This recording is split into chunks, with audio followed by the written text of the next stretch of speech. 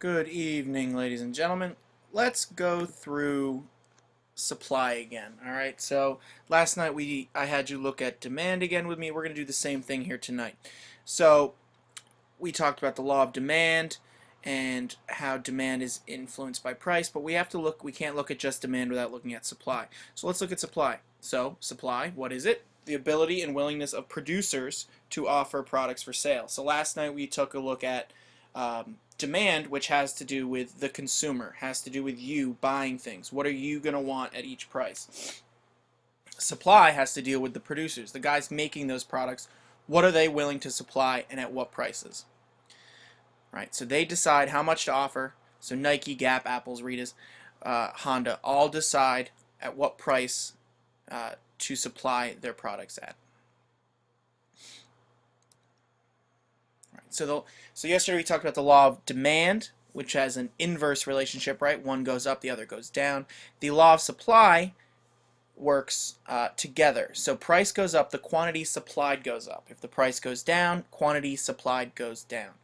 Why? That doesn't seem to make sense off the top of our head, but it does actually. So as price increases, the producers are making more money off of each product sold.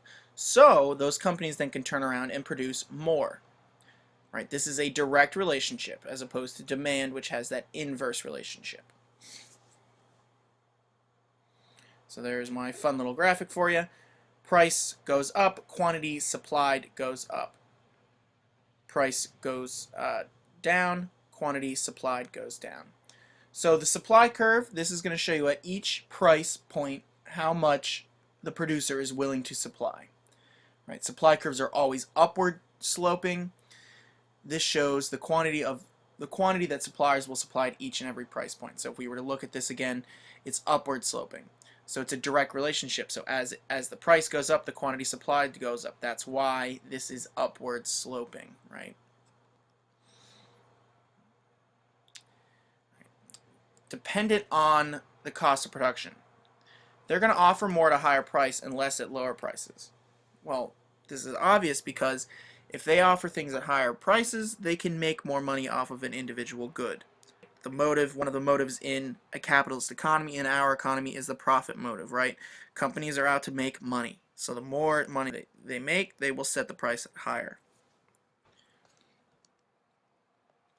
Now, similar to the change in quantity supplied versus change in quantity demanded versus change in demand, the same thing here applies to supply. So change in quantity supplied has to do with the change of the price of the product. Everything else stays the same. Nothing else changes, just the price of the product. Right? This is illustrated similarly as in demand with movement along the curve, meaning you're not creating a new supply curve or new schedule. It's moving along that curve. Now, change in supply is determined by non-priced determinants, meaning something outside of prices happened to affect the supply, hence changing the price and supply. Right. Change in the quantity of the product supplied in response to a change in price. So if the price of an iPhone increases just because they want to make more money, doesn't have anything to do with anything else, the quantity supplied is also going to increase. Right. So that's illustrated here. Price point A, they want to charge more. Price point B, they're going to supply more. Now, when we look at changes in supply, there are different reasons why the supply changes. So we'll look here at cost of input, meaning how much is it going to cost the company to make it. So if the price for, in this example, a t-shirt, if the price for cotton or ink goes down, suppliers can make more at each price, right? So if it costs them $5 to make a shirt originally, but now because of a change in price of cotton, it only costs them $3. They now have $2 extra to make more product. And what are they going to do? They're going to make more product so they can get more product out there so you can buy their shirts. Okay, 2, productivity. Meaning, if you have a more efficient workforce, then you're going to be able to get more product out there. Supply curve shifts. Technology. meaning if you have new technological advances in manufacturing, then the production cost is going to be lower. So then you're going to see an increase in supply. Number of sellers, right? Competition, one of the founding principles of any capitalist economy, can cause a shift to the right, right? So if there's only Versace and Donna Karan making dresses, and then all of a sudden the Hoskins uh, dress company comes out into the stage there and starts making, there are now 3 sellers instead of 2. So now there's more supply. There's just more people making dresses. Why I chose dresses, I don't know. Suppliers want to sell more at a higher price. Remember that. So number 5 can be taxes and subsidies. So this has to do with the government. It's kind of a macroeconomic concept here. Taxes can cause a shift to the left because it costs them more to create a product, right? So the government's taxing them on their product.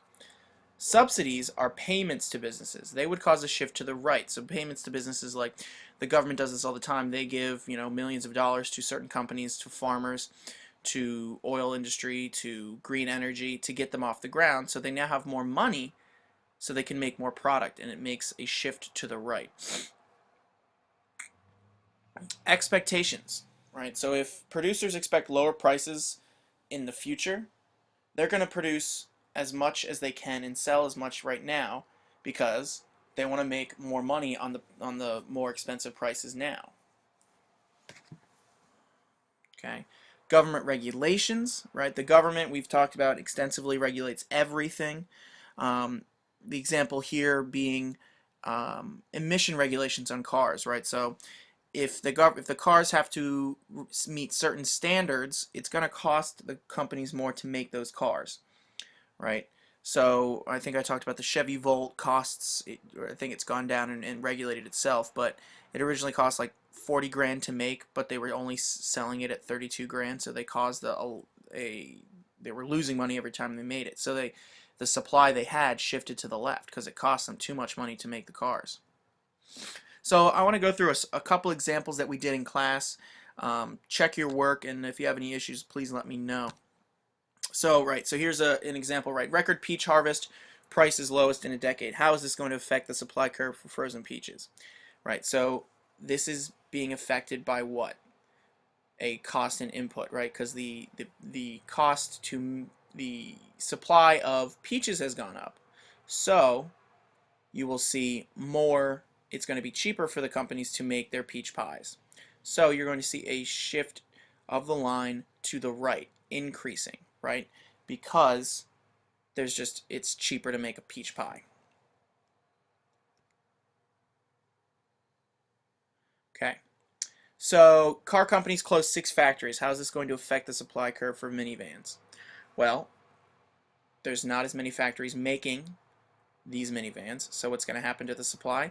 It's going to shift to the left.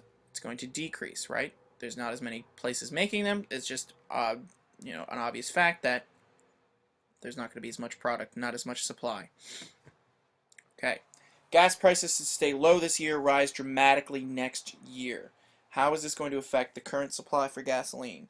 So if prices are going to rise next year, we're talking about supply, right? So we're talking about the producers, not the consumers.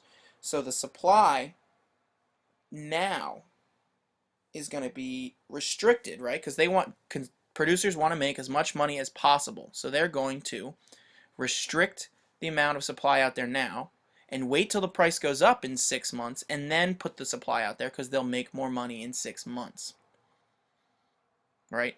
Now, if this were a demand question, the demand would go up, right? So we're seeing pretty low gas prices right now. So the demand is going to go up for it because people are like, holy moly, gas is $2.95. I got to get it now because it could change next week. Producers are going to try and restrict that back to get those prices to go up so they can make more bang for their buck. Okay, now let's see if we get this one here. Shoe manufacturer increases prices on all styles. How will this information affect the supply curve for sneakers? What's changing in this problem? All prices. The only thing that is changing is price, not cost of input, nothing else. So instead of causing a shift, this will cause a movement along the curve, right? So say this is the original price point, everything shifts up. So all styles, you're not seeing a cost of input change. So this is a change in quantity supplied, not a change in supply. Okay, robots make automotive assembly faster, cheaper. How will this affect the supply? Well, if it's cheaper and faster to make it, you're going to put more out there, right? Because you can make more money off of them. So you're going to see an increase in supply, shifting to the right. Okay, Congress passes a new sugar tax. How is this going to affect the supply for sugar? Well, you will see it's going to cost the sugar tax, that's going to cost more money to make it. So what's going to happen? Cost of input, cost of production goes up. You're going to see a decrease in supply. Okay, President approves a subsidy for energy industry.